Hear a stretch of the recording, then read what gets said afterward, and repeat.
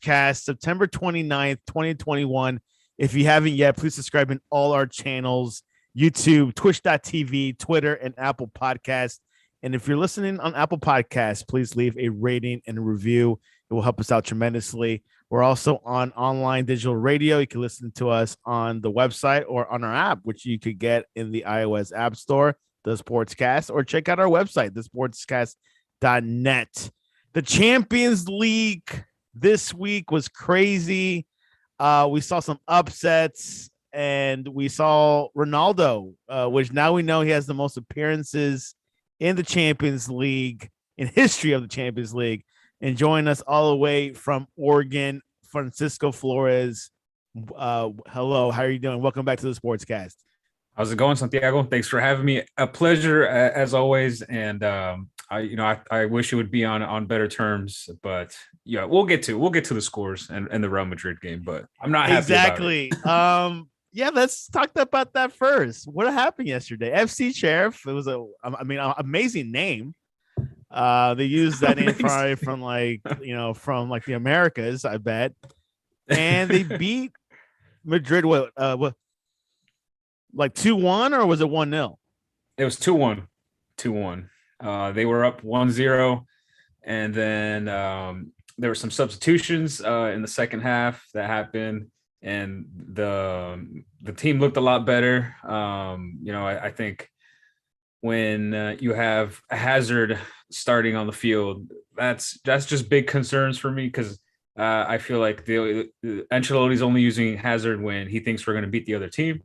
And that's kind of what I think what happened here is we underestimated our opponents. It's a team that no one has ever heard of. One of the lowest team, or it is the lowest UEFA coefficient ranked team in this part of the stage of the tournament. So I'm not happy about losing to one of the lowest ranked teams probably in the history as far as like the biggest difference from ranking Real Madrid to Sheriff. I don't think there's going to be a greater difference for a while.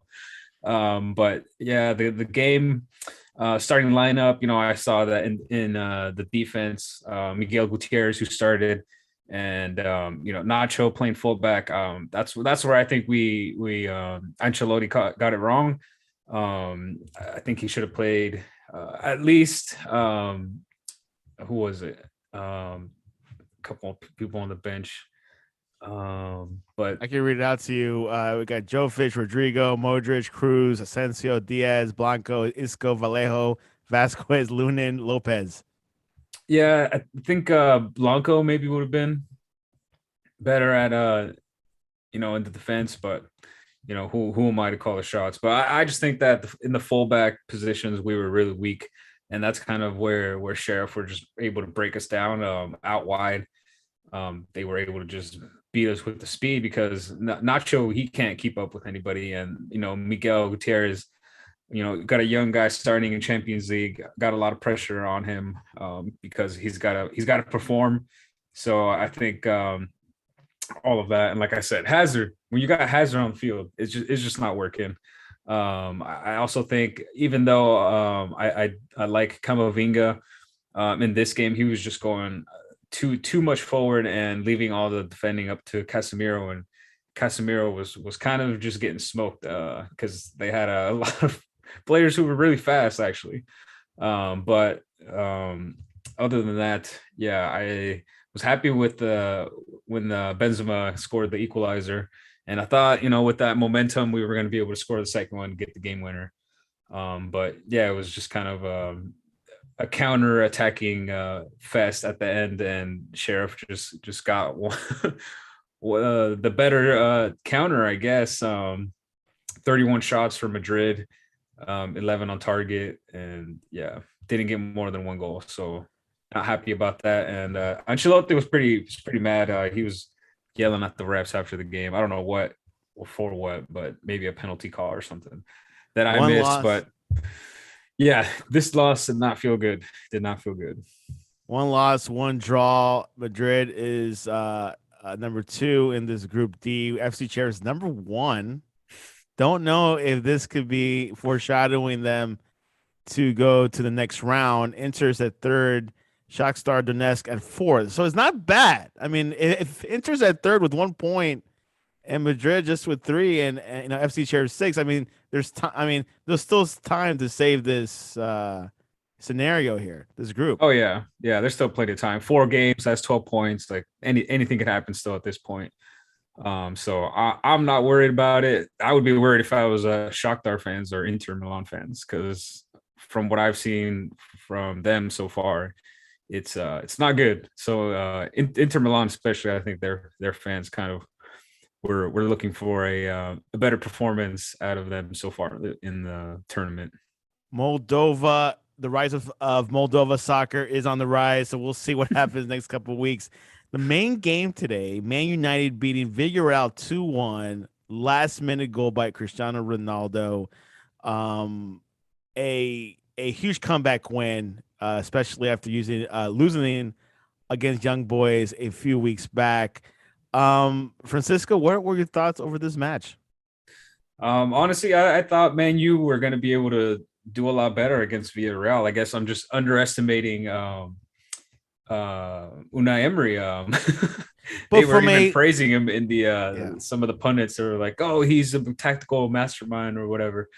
But I mean, I just think he's been able to set up a really nice, a team as far as being able to put the pressure and just defend and sit well. I think that's something that Vieira can do. And as we've seen, a lot of the teams that we think should just tank them or kind of run them off the road, they've been able to keep up with them toe to toe, pretty close, tight games, and making the other team really scratch their heads to be able to figure out how to beat them. But yeah, I thought with Ronaldo up top, Sancho and Bruno Fernandes and Mason Greenwood on the other side, like this Man United team is going to get right off the bat scoring. So I was pretty surprised that it was so tight, 0-0 at halftime, and the Villarreal goal came pretty early in the second half. So I think after some changes, that's kind of what helped Man United out, and they just kind of turned the pressure up. Obviously, once you have Edinson Cavani in there, I think the game changes, and that's kind of especially like towards the 80th plus 80th plus minute with when he came in, he was just all over the place, really dangerous, as we know Cavani is, and Cavani and Ronaldo, that's going to equal goals. So I wasn't surprised that Ronaldo scored. So yeah, good job by Man United to pull the result out, saving Ole Gunnar's job once again. exactly. There was some talk about letting him go, but do you think Cavani should have more of a starting role with this Man United team? And then playing, with Ronaldo. Do you think he should have more of a role because it seems like it's working now once Cavani comes in? Yeah, I mean, I don't. I think that he could play around with some of the not the formation, but the where the positions, what players they're playing. Like, put Ronaldo on the right or put Sancho on the right, and see how that goes, and put Cavani up top. I think using him as a super sub is good because you could put him in 70th, 80th minute once the defenders on the other team are tired, and with his highs and with his height and how physical he is, I think he's just going to be able to train wreck these defenders that late in the game. But honestly, I think he should be starting. And Ronaldo can play anywhere.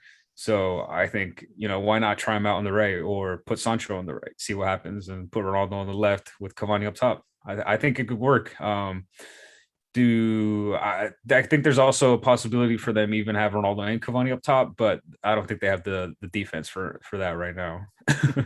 Now, seeing this Man United and Cristiano Ronaldo, this small,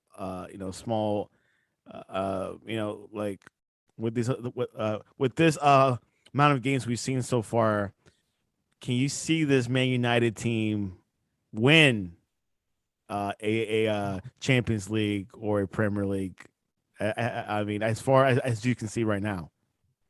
As far as I can see right now, not with this starting 11. And with the amount of changes that Ole Gunnar is making from the Premier League team to this team. McTominay, Tellez, Dalot, like these guys aren't really starting in the Premier League. So I think that is what's gonna, especially the fullback positions. I think those are really crucial, and they don't really have players right now. Oh, I mean, Wan-Bissaka was suspended, so he will be back. So at least they got the right back or left back, right back. Yeah. At least they got one of those figured out. And Luke Shaw, he's playing all right, but even with their best 11, I still don't think they could do it. I think they need to improve a little bit more. Get rid of Lindelof, and maybe you could win Champions League. Yeah, something that definitely look at. A lot of question marks, but hey, Man United is hanging in there in the Champions League, even losing a couple weeks ago to Young Boys, and in the Premier League, they're doing pretty good, top four. Let's look at Juventus versus Chelsea. 1-0 Juventus to Chelsea. Second half goal, right at the start by Federico Chiesa. Chelsea is cracking, Francisco.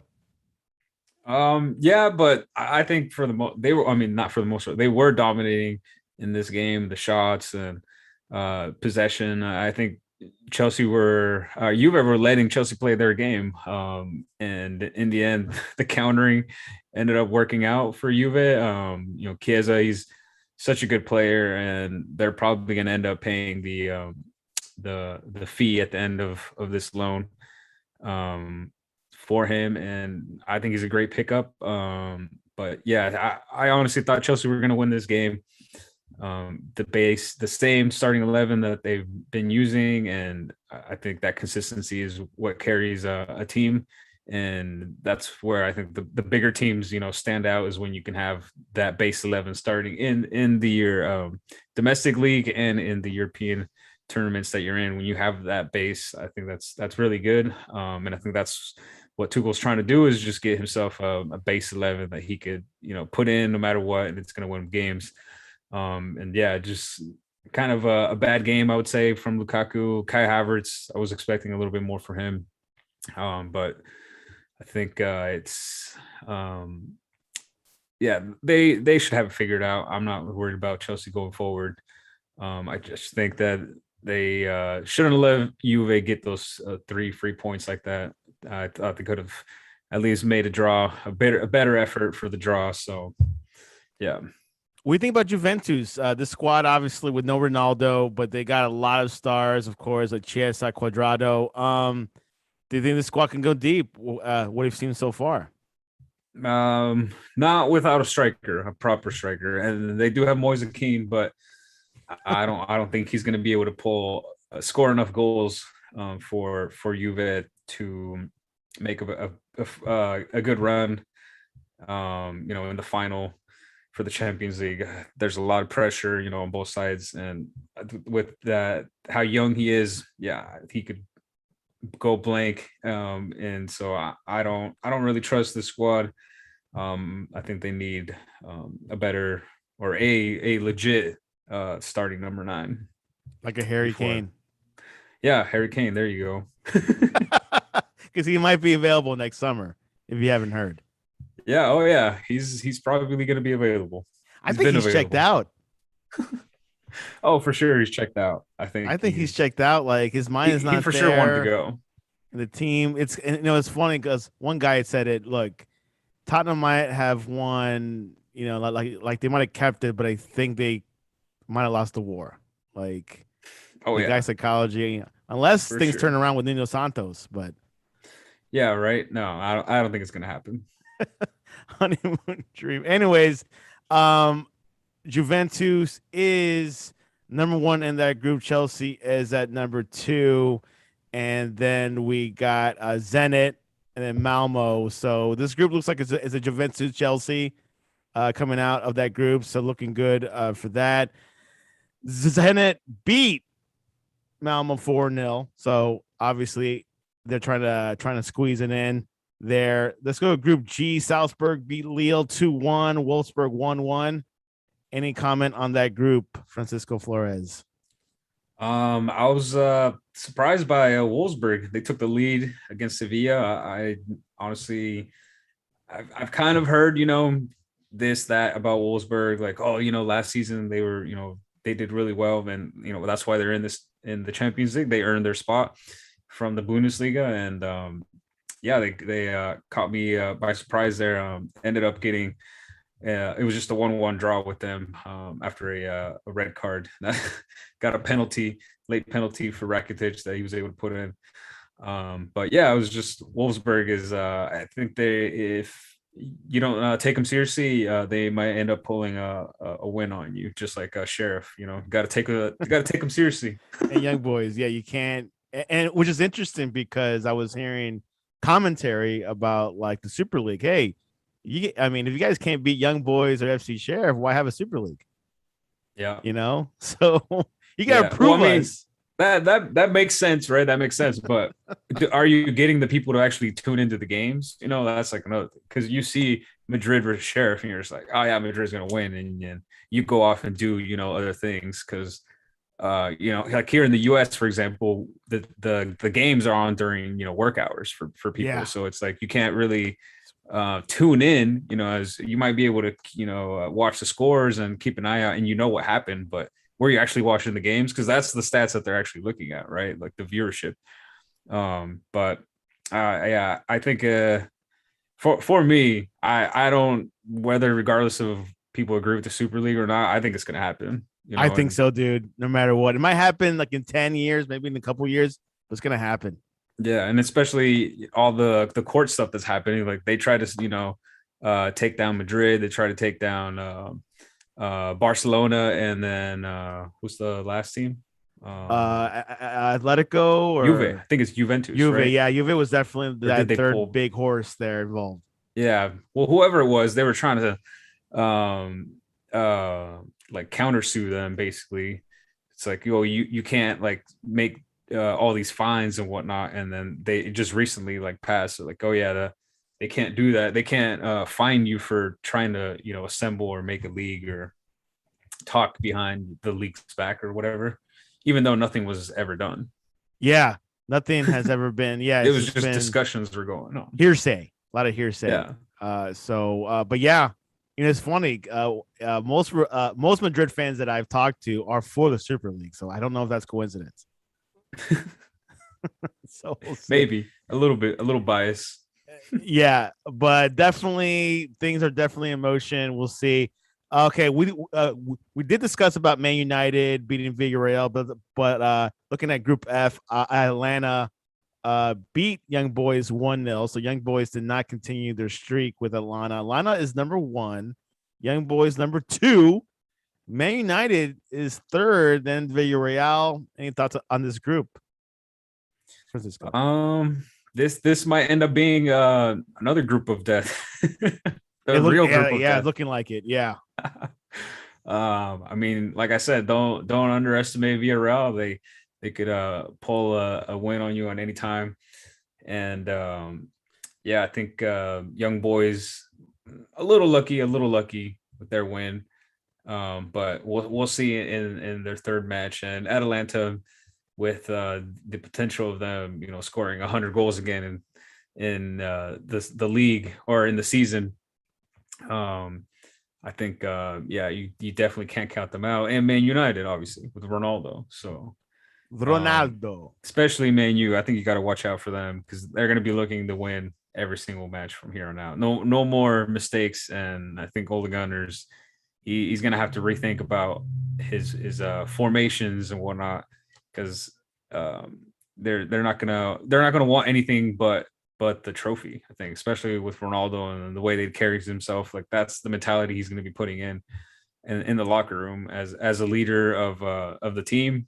That he wants to win the Champions League. Group E, Benfica beat Barcelona 3-0. Francisco wants to talk about this so bad.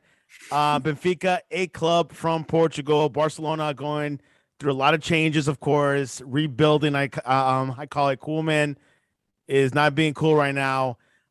This is a major score line here. It's not 1 or 2-1. This is 3-0. Francisco, is Barcelona hitting panic mode already? But they've been in panic mode since June. Um, I think that they've been smashing that panic button for the last 2 weeks. They are freaking out. The board over there at Barcelona is freaking out. They don't know what to do, whether to replace Coleman, keep him, sell another player, figure out their salary, which they I think still need to figure out. Um, and so yeah, there's tons and tons of mixed signals, I think, at Barcelona. They just kind of been putting a band-aid over all the damage or all the injuries, and nothing has been working. Memphis Depay, Luke De Jong, all these players that they got this season, Eric Garcia, like no one has been working out for them. And yeah, I think that there's going to be a lot more changes coming to Barcelona if they keep losing like this. If it were up to me, I think Koeman is not the right man for the job. I don't know about that. Like, don't you think it's like no matter who's the coach there, like the team's struggling, like yeah, like they have okay stars, okay players, but I mean, it feels like it is what it is. They're going through a rebuilding stage. It's like, like the Jaguars going through rebuilding last year and losing to get that draft pick. But don't you think Koeman should have like a grace year period to figure things out in Barcelona? I mean, maybe, I don't know. I think he hasn't really shown that he can motivate the players or like get them to do something that like no one's stepping up. I feel like Messi's gone, right? So someone needs to step up and be the leader of the team as far as like let's do something on the field. Like I don't mean like wear the captain band, like literally no one is doing anything. Memphis Depay is probably the only person that's actually trying to score. But on Like, paper, Francisco, like, do you think this team? Can this team win La Liga this year? Can this team go to the Champions League final? I mean, on paper, do you think this team is capable of doing that? No, not at Even all. with the best coach. Even with no, like these same 11 players and a different coach, and it could be the best coach in the world. Like I don't think so. I don't think anybody's going to be able to coach these guys into winning anything. If Koeman can do it, so then that means nobody can. Exactly. So I don't think there'd be. I mean, why would there be a coach change? Like Tuchel can't turn things around. Yeah. Guardiola may not turn things around No, with yeah, this club. yeah. But I just think that well, there's no reason to keep him around then. If it's going to be the same result in the end, like, Yeah. but I mean, I think the big thing for me is like, can coaches come in and make an impact, right? Just get the something going. Like the players on the field they're getting scored on, and they're literally like putting their hands up to their head, like they don't know what to do, or like they've run out of motivation. Like that's where I think the managers need to come in. Now, I don't know if he's not like a motivational speaker type of manager, or like he doesn't give pep talks to the team. That he just kind of like, here's the lineup, and you guys know what you need to do. I don't really know that much about Koeman. I know that he coached a really good national team, the Netherlands, and they were doing really well.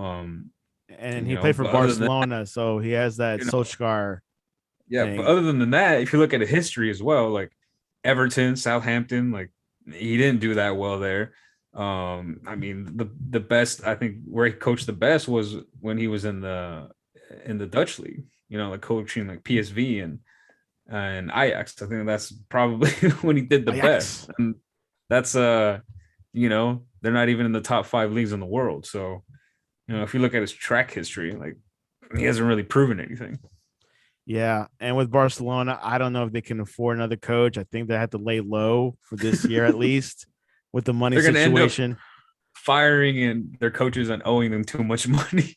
They can't That's the afford to thing. hire a new guy. Yeah, exactly. It's something that hey, you gotta lay low, you gotta bite the chip. Liverpool went through those years, Man United Yeah. went through those years, Madrid Madrid went through lost those Ronaldo. years. Exactly. So Yeah. things take time to turn around, especially with money. You know how much Oh I mean, yeah. like they have more money coming out uh versus coming in. Yeah. So And it's a different time right now because there weren't these salary caps, during that Messi era when they were at their prime. Now there is, so it's a different time.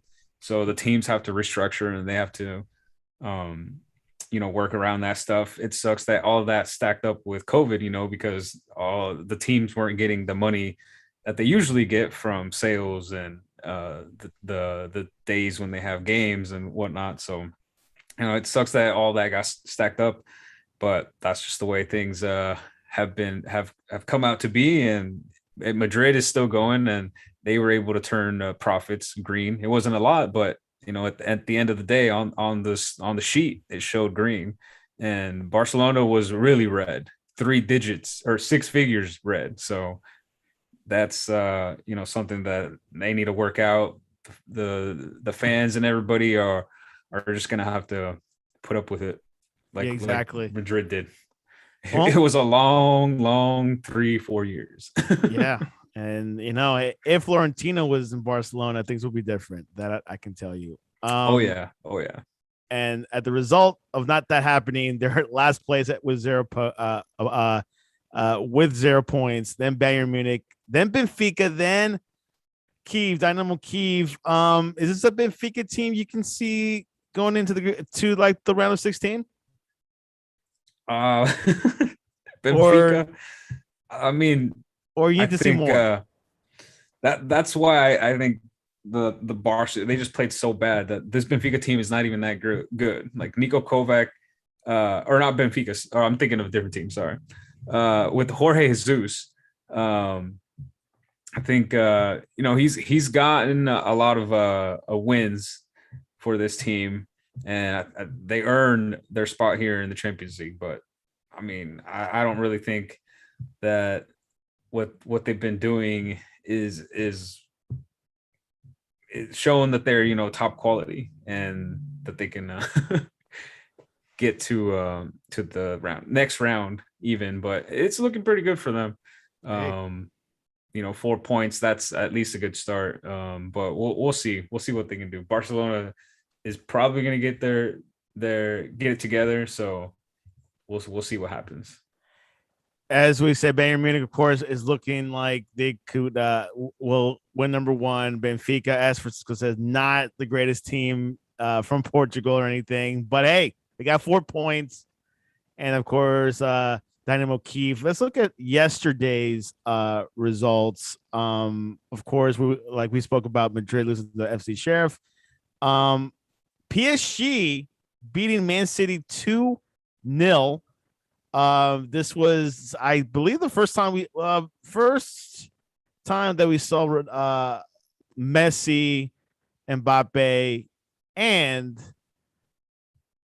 of course Neymar in the starting lineup for a Champions League game. At least I think they might have played together in a League One match already, but they defeated a almighty Man City, who is also going through a striker problem issue. Yes, they do have Gabriel Jesus, but he's not the person they really need scoring goals like Aguero. And of course, they spent all summer, trying to bid for Kane. Never really happened.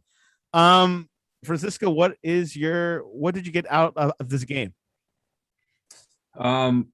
Well, I definitely think that with Messi and Mbappe and Neymar up top, it's going to be a pretty hard time for any team to stop them from scoring. So I put my money on PSG, and that's what ended up happening. Ended up winning. I think it was a pretty good match. I think that PSG, although they won, they showed that there's only one way that they could play.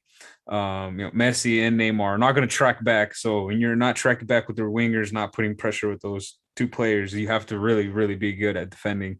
So they were sitting back at pretty deep. And so I think if teams are watching, I think it would be pretty easy to break down this PSG team. You just have to know what you're doing.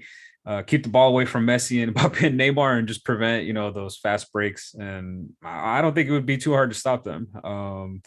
It was kind of weird seeing Pep Guardiola happy though after the post match interview. He seemed really, really happy for a guy who just lost 2-0 to Yeah, that was a little PSG. weird. It was a little weird. And what's behind all that? Yeah, right. They also asked him why he didn't start natural number 9 or like Jesus, at a striker. And he was like, "Oh, well, Sterling's was playing number 9." He's like, and he wasn't dropping, he was, making runs or whatever. But Sterling's not a striker. It's like, that's not what he meant. He was kind of dodged the question a little bit. It's like, we did, that's not what he asked you. But yeah, I think even if Jesus was playing as their starting number 9, that guy can't hit a barn door, from 2 inches away. So Yeah, definitely one of the I can't say worst Brazilian strikers, but not the best that I've seen in the past, like Ronaldo OG yeah, he can't and finish. He Romario. can't He finish. can't So finish. I'm not sure what. And then the weirdest thing, he had that weird, like that weird kick injury that he gave to the Argentinian player in the Copa America. It was like a oh weird yeah, yeah. red card. That was like the weirdest Gabriel Jesus moment I've ever seen in my life. Maybe that's why Pep doesn't start him. He's like, this guy's got freak moments. We don't He's want none of that. bipolar. Yeah. But yeah, I don't know. I don't know what was going on there with Pep, but that was definitely weird. I don't know. Maybe he's that much of a Messi fan that he was like just happy to be in his presence or something. Pep is looking towards 2023 when he will be taking a break, a sabbatical, and then rumors of him coaching Spain or possibly Brazil. Maybe we'll see. Maybe you've got Gabriel Jesus It's still around. he's shown us that he could win everything at the club level. So maybe he's going to be his next challenge. His Achilles heels that Champions League trophy, which it's not easy, man. Champions League takes a little bit of luck, I say. But anyways, Yeah. Group A, first place PSG sitting comfortably. Then Club Brugge at 4 points, Man City at 3, RB Leipzig, Jesse March at 0 points. Any conclusions so far with this group? Club Brugge. I think they have some really good young players, and as a squad, I think that they've been really getting to know each other. I've been watching the Pro League ever since last year, and they won it. They pretty much dominate every year. They're the top of the league for most of the season, and so I think that with the young of a squad that they have, they've just been able to really get to know each other and play really well. So it won't be any time before these players get snatched up into the Premier League. I guarantee it. And then RB Leipzig and Jesse Marsh. What have I been saying? Another overhyped American, and it's happening. He keeps losing. Yeah, he won 6-0 in the Bundesliga this past weekend, but still, Champions League is where it counts, and he hasn't been able to put out. And even then, in Bundesliga, he hasn't been doing too great. So there's a lot of question marks. I've been hearing a little criticism. Where are all the Jesse Hey, Marsh supporters? it's true. He's doing better than Bob Bradley right now when it comes to European football.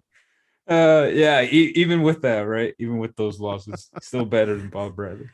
Liverpool 5-1 against FC Porto. I thought that was a significant win. Porto, definitely one of the best teams in Portuguese soccer history. Liverpool came out, goals by Mohamed Salah, Sadio Mane, 2 goals by Salah, and 2 goals by Firmino. This was a goal fest by Liverpool.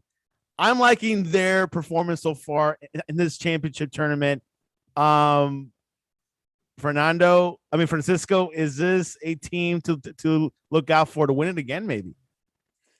Liverpool. I mean, I think as long as Virgil van Dijk can be on his A game, obviously they have to. Big difference with him, night and day. Yeah, yeah. From last year. I think he's getting more comfortable. Obviously, having that type of injury is gonna scare you, for lack of a better word. Like, you think he's injury prone type of guy? No, not injury prone. No. I wouldn't see him injury prone. I just think that his size of player, obviously, it's going to result, I think, in injuries that shorter players don't have. So that's especially in the joints, right, and the knees and whatnot, and that's what he injured. So it's going to take a while for him to, I think, feel comfortable to where he can go all out, because that's how he was, right? When he was 2 seasons ago, that he was the best center back by far. Like every game you could see it. Why? He would nonstop work, leading the team, always, giving orders to his defense. So all of that, he's going to lose out by not playing, over almost a year, of getting back into it. So I think he's got to really be on his A game, and whoever his partner is, whether it's Matip or what's his name, the new guy, Konate, whoever's playing alongside him, they just got to really get to know each other. But how about Milner playing the right back? Yeah, I think it works. But that's definitely not going to be able to. You're definitely going to need Trent in the long run. Trent Alexander. Yeah, I don't think that's going to be a long-term thing. Obviously, with the goals, Jota, who I think is the deal of the century for Liverpool, because I wouldn't say even more than Mohamed Salah because of his goals, right? There's nobody even coming close to Mohamed Salah right now. It's just a really nice gem that they were able to pick up from Wolves. I like Jota a lot, and Mane, obviously, with his speed, at any time he could just break ankles. So it takes a really fast player to keep up with him. And I thought Tecatito was going to be able to do it. The Mexican, he was playing right back, and he's been playing in this position for a couple games now. I think they're just trying him out because they just have really good options for the wings. Like was he selected to the Mexican Diaz. national team for next week? I haven't actually looked at the list yet. It's okay. Sorry. Yeah. Please continue. But yeah, I think he's not as fast as Sadio Mane, but I thought he was going to be able to keep up. But nope, he wasn't. He did not keep up. But still, Tecatito Corona was one of the higher rated players on SofaScore, even though Porto got smoked. I was hoping for a little bit better. Not so big of a goal difference. I thought it was going to be a little bit closer than that, maybe 1-0, but we'll see what happens in the next match, the next game. Exactly. Other game in Group B, Atletico Madrid beating Milan 2-1, massive win. Any quick thoughts on that? Milan got robbed, man. That's what I think about that. That red card was BS. That penalty was BS. Milan just got straight robbed. They were dominating the whole game, and they just fell apart after that red card. And for Group B, the table is for that first place Liverpool, of course, Atletico Madrid second, Porto 1, Milan 0. This is a group of death, so Liverpool is skating through so far. So Group C, Ajax, which we talked about, beat Besiktas 2-0. Dortmund beat Sporting CP 1-0. So far, the group is Ajax at first, Dortmund at 6, Besiktas at 0, Sporting CP. So things are forming. Any thoughts on this group, really quick? Yeah, just want to see Haaland back. Come on, how did he get injured? That's what I want to know. I didn't hear anything about him getting injured or nothing. And then Ajax, I just want them to go forward because it'll just mean a Mexican will go through to the next round. There you have it. That is our Champions League recap of this week. Of course, there'll be more games. I believe in 2 weeks, right? There will be the next match is I know things have to be 19th, finalized not till October. So it's a couple October 19th. So it's like Champions League, international break, then Champions League. Yeah. Is that same process. I do want to touch up on this subject line. League Cup, MLS and Liga MX are coming together. They're gonna have a 1-month tournament. The two best leagues in North America, of course. Francisco, tell me your thoughts over this. This is huge. Some say it's good for the MLS. Some say it's good for Liga MX. What are your thoughts over this tournament, combining the two leagues together and making it like a World Cup tournament style? I think it's good in the sense that they're creating more opportunities for the game to be seen, between the rivalry between these two leagues. But I don't like the idea of stopping everything for a month and just doing a tournament. So for that reason, I'm not going to support it. I feel like they just kind of came out of nowhere with this. Kind of we're in the background, looked at some numbers and they were like, oh, actually, you might as well just make a tournament, stop everything. I think the All-Star game maybe had a lot to do with that, the numbers, especially for that. Because that's kind of how I see it. It's kind of like an All-Star tournament, I guess, of sorts between the best teams of MLS and the best teams of Liga MX, and then we'll just see what happens. I don't think that the break is necessary. I don't think they need to stop, in order to do that. There's I already think they should have done it Leagues like Cup. the There's FA Cup already style, where they kind of like, like they play like once a month or twice a month rather than just stopping everything. yeah. I think that's a great idea. Like there's Middle of the no week. there's no need to stop everything for a whole month. The players don't need rest if that's what you're gonna do. There's probably gonna be an international. It's what is it? October? Is that when they said? I gotta double check on this. When is I thought it? it was a July thing, but maybe July? not. Hold on, let me Okay, so check. during the summer. Well, that would make sense because Because I Liga know MX. the Liga MX schedule is like more of the normal European schedule than the MLS is, right? Yeah, yeah. It just has that weird break because it's split up into two tournaments. Yeah, it's called, yeah, exactly. So I'll definitely, we'll see what But if month it's is during the that in. summer, I guess that would favor Liga MX because they don't play during the summer.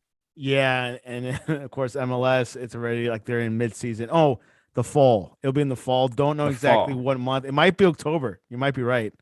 I Okay, read an so it's article. I think it's gonna be then right at the break. No, that wouldn't make sense. Yeah, it has to be like mid towards the end of the season because Liga MX is in match week. What is it? Like 10 or 12 right now. So that would end up being like during like the semifinals or quarterfinals or something of Liga MX. So that doesn't really make sense. Yeah, we'll definitely keep an eye on that. But looking forward to it a little bit.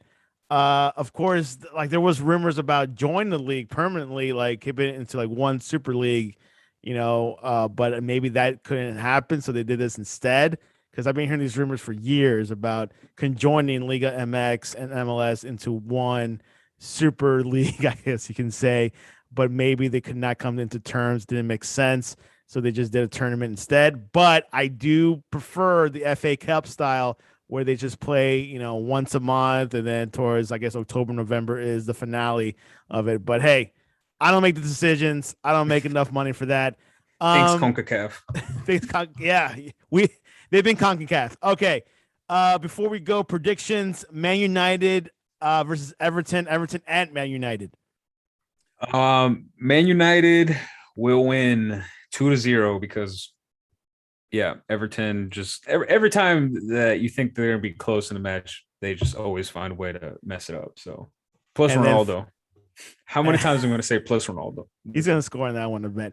Man City at Liverpool Sunday morning, 11:30 a.m. Eastern. What's going to happen there? That's going to be a vital game for both. Oh, well, it's what is it, two losses back to back for City because they come off of that Chelsea loss, now off of this PSG loss. So I think they're gonna rebound.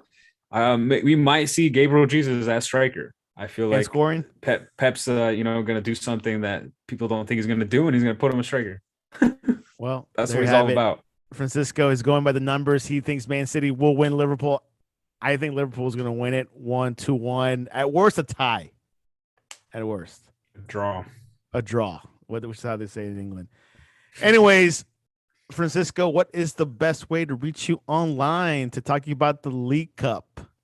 The League Cup or Mexico, or if you just want to, trash talk about Barcelona, Real Madrid, whatever you want, the best way to reach me is my Twitter at Francisco BCP. So make sure you stay tuned on there, retweet, all the latest soccer news and everything you want to know. Exactly. Anyways, Francisco, thanks for coming on. We're going to have Jordan Vargas coming in and talk NBA. I'll see you later, Francisco. And we got Jordan Vargas with a haircut. There we go. I had to cut it. I had to cut it. Is it because of college purposes? No. I mean, most of what I do is just out of me. I don't really listen to what college really has to say. But it was getting a little bit too long, so I had to cut it, look a little bit better, more professional.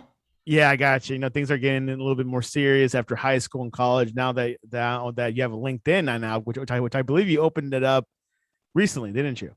Yeah, I opened up about 3 weeks ago, and then it's been good. So far, so good. Anyways, NBA Media Day was yesterday. Yep. What were your thoughts and what did you get out of it? I really liked it. I think the NBA conducted it very well. There was kind of a theme where they wrote down who they were. They kind of introduced themselves on chalkboard. I thought that was good. It was good to see some guys suit up. Get a good idea of what each team has, especially preparing for training camp. Now, of course, I was saddened to see at the Hornets media day that they did not have LiAngelo Ball at their training camp. But there's apparently been some politics that LiAngelo Ball broke a deal with Jordan Brand, wearing Big Baller Brand, his father's brand, and he broke the deal, so that kind of got political for him, and they ended up not signing him. But I believe that he will be on the G League team, the Greensboro Swarm, and he can get called up from there. Sounds pretty exciting. Another big news that came out yesterday, it's been probably like the biggest talk, is the vaccinations. Kyrie Irving is one of the players that is not planning to take the vaccine and might miss a few home games. I think he couldn't even show up to media day in Brooklyn because of the New York protocols. Jordan, what have you heard lately? And like how many players of the league or like what percentage of NBA players are will not be vaccinated? I think it's going to be disclosed. I think some of that's going to be disclosed privately. I can't imagine every league team is going to release the sources of the athletes who don't want to participate in taking the vaccine. But there's been a few notable names. Michael Porter Jr. said he doesn't feel comfortable. Jonathan Isaac says he's not vaccinated. He released that, and Kyrie is against it as well. So I think it's going to affect the NBA, but not to a huge amount because it's not every player. But you're not really seeing a huge boycott against it, and the players' union is not going to form an anti-vaccination. They're not, it's not going to be big enough for them to revolt against the NBA. But it's up to the commissioner, David Stern, and each to know what they're going to do with their players who aren't going to be vaccinated. But definitely coming up, Adam Silver, not David Stern, or Adam Silver. There we go. Forgot about that. I miss David Stern. Rest in peace, David Stern. But it's going to be up to the GMs to really decide what to do with their players. But yeah, I think right now it's going to be just disclosed of what they're going to do. And I believe Kyrie Irving, if he chooses not to take vaccine, he could. For each game that he misses, the NBA will not be paying them. Yeah, they will not be paying him, so he'll be losing about like 400 grand from his salary. So it's quite interesting, the whole dynamic. NBA has become like the biggest surprise because they're a little bit like the most progressive league of all the other leagues. So you would think maybe majority of them. LeBron James, I heard, has been vaccinated. Yeah, well, I mean that doesn't surprise me. It's his personal morals and values, show a lot. So it doesn't surprise me he got vaccinated. A lot of players are going to be vaccinated, and I'll say there's a small portion that won't be vaccinated, but that won't fully disclosed for everybody to know. So it will be. I think everyone's going to be kind of taken care of behind closed doors. It's definitely a big thing that the NBA said that they won't pay their players not to be vaccinated, but they're just moving forward. We have training camp yet, and we're all like, the NBA is already calling shots, so it's going to be kind of hard to tell, what's approaching the regular season of what's actually going to happen. Quite interesting development in the NBA. Tell us the latest on the Ball brothers. What's happening in Charlotte specifically? Well, LaMelo Ball is going to go into his sophomore year of the NBA. Had a very rookie year, got Rookie of the Year. But more news was LiAngelo Ball not signing Exhibition 10, which is a training camp deal. He signed one year with the Detroit Pistons early December. Got cut there. He performed well in Summer League. I mean, he was probably top 5 performers on that Summer League team. There's guys who got signed the training camp deal that not playing in their Summer League team. So I thought it was kind of interesting that they took someone who play on their Summer League team, and to me hasn't shown a lot, not taking LiAngelo Ball, and his brother LaMelo Ball, franchise player, And so I think it was just a little interesting that they ended up signing him. There was rumors on Shams that he was going to sign an exhibition 10 deal, but they ended up not following through due to some political reasons, saying that it's because he broke a contract with Jordan Brand, because Michael Jordan has hold on the players where you cannot wear Jordan Brand shoes without permission or being a Jordan Brand athlete. And LiAngelo Ball was wearing Air Jordan 13s during the summer league and not his own shoe. The G3 by Big Baller Brand ended up coming back home, Chino Hills, and playing basketball. And he took of him wearing Big Baller Brand shoes with his Big Baller Brand tattoo standing out. So that was kind of a shot, I think, towards Jordan. In my belief, that they cut the contract right there. But I don't think they're going to drop him just fully because he broke that kind of rule. He's definitely going to get signed somewhere else. I think G League, the Greensboro Swarms, are going to most likely take him. I did not know that about. So pretty much, I mean, if I play in the NBA, I can't wear Jordan 3s. Like you have to be ask permission from You can't. Jordan You can't Brand. just go. Yeah, you can't just go out and wear Jordan sneakers. You have to be permission from the man, from the company, Man himself. or you have to have a contract with them. Did you know that I think at a certain point the Jordan Brand was making more money than Nike itself? I did not, but that doesn't surprise me.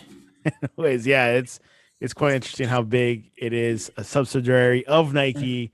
Jordan made Nike happen, I think. NBA news, sharpshooter Michael Porter Jr. has agreed to a 5-year maximum extension with the Denver Nuggets that could be worth up to $200 million. Michael Porter Jr., what are your thoughts over him? I love Michael Porter. I followed his high school career at Nate. He brought probably one of the worst high school up with his brother. At a state championship run. I liked him at Mizzou. He sat out for his first year, which was kind of sad. Came back second year and performed well. Declared for the draft, got picked up. But I overall really like his game. I think what he did in the bubble was tremendous. Last season was good, but he just has a terrible back. And so I don't know how long now with him. A player with a bad back, his size, I think 6'7", 6'8", that's gonna be in his favor for very long, but we'll see where his career goes. But he's definitely a good addition. Hey, those free agency is still going on. A lot of contract disputes, of course, training camp hits up this in October, right? Yep. So it hits up start of the season, I believe, is at the end of October or beginning of November. So the NBA schedule is now going back into the normal schedule pre-COVID. Yeah. So hey, we're glad. Silver's good because I know when I saw him during last year, he was all panicking about the COVID and the numbers because they the NBA took a hit, with having no fans and then starting they had to start I believe it was right during Christmas time, and the players were kind of upset because a lot of them finished the season in October. But hey, it's a business at the end of the day. I know you have injury issues, but you're going to have to see with it. But now this season, things are collaborating or recalibrated back into what the NBA season is all about. Anything else before we head into the random question of the day, Jordan? Nope, nothing else. I don't know if you drink coffee, but today is National Coffee Day. And Jordan, do you drink coffee? No, I actually drink tea. I like black tea with cream and sugar. I was going to ask you. Well, the question was, how do you have your coffee? With cream and sugar, only cream, or just black? If I've had coffee before and I like it with cream and sugar. I think it's a little too bitter for me. I agree. 40% said with cream and sugar, tied with only cream, and then just black came out last place at 20%. So cream and sugar and cream or cream is preferably over black. I drink it black typically. Oh, you do? Oh, okay, but hot. But if it's an iced coffee, I will have it with cream and sugar. Oh, okay. So there we go. Iced coffees, I can handle that much better than just regular hot coffee. Do you think you'll drink? once you get your, like once you get more deep in your college career, do you think you might just hit up coffee a little bit more? What's your prediction on that? Uh, c- um, It's gonna Coffee. I happen. mean, I don't know. It doesn't really. It doesn't really like. It doesn't stay in my system long. So I would have to. It wouldn't be the greatest thing. I mean, I'm for energy. I just like for years I've been drinking black tea, sugar, cream, a lot of sugar because I love sweet tea, and that just I mean that gets me going for to start my morning. But maybe the further I get, I'll be a coffee lover. But we'll see. It happened. It happened to me. I think I first drank coffee after college, so you might be Hmm. safe. But if you get hooked into coffee, man, it's hard to get out of it. Doesn't sound too good. Yeah. But No. anyways, Jordan Vargas, what is the best way to reach you online to talk to you about the NBA training camp beginning soon? Best way you can reach me is my Twitter and the real JDV 23. Or you can check out my website and go on the contact form, and we can message there at www.courtsidewj.com. Definitely check out Jordan. Definitely, he's checking out the scouts, who's coming up from high school, who's coming up to the G League, and who's coming up to the Hmm. NBA. There's always movement. Who's going to be the next LeBron? Jordan might know that answer. So, um, you can reach us at thesportscast.net as our website, or the Sportscast One on Twitter, IG the Sportscast One. Tomorrow we got the Jersey Boys Sports Talk, and then of course NFL this weekend. NBA is gonna smooth in, like all these transitions, and then Hmm. baseball next month. Man, I Yeah. got the world of sports down ever since starting the Sportscast. Yeah, Like you do. I know You the do. developments, what's going on, and it's quite something. It is a business at the end of the day. Oh, very much so. Very much so. Anyways, Jordan, great to see you. Awesome haircut. I hope you're getting straight A's in college. That's important. It's more important than high school. Thank you, man. And I'll see you Yeah. next time.